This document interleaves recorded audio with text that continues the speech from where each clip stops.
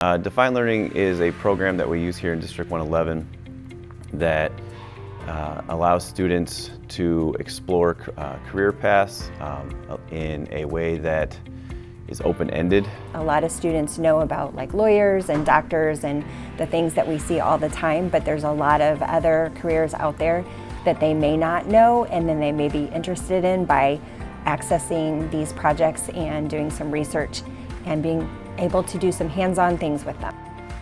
We have used Defined Learning in my classroom, especially physics, for projects that are science-based. One of them that comes to mind is the runway, design a runway. And so we can look at velocity planes, we talk about Bernoulli effect, and students can then learn things that wouldn't traditionally be in their curriculum.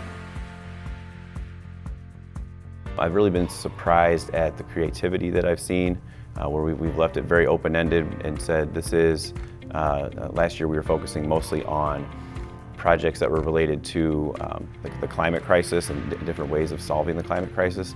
And some of the ideas that students had, the inventions that they came up with to solve those problems really showed a depth of thinking that you typically don't get in a normal just pen and paper, pencil project.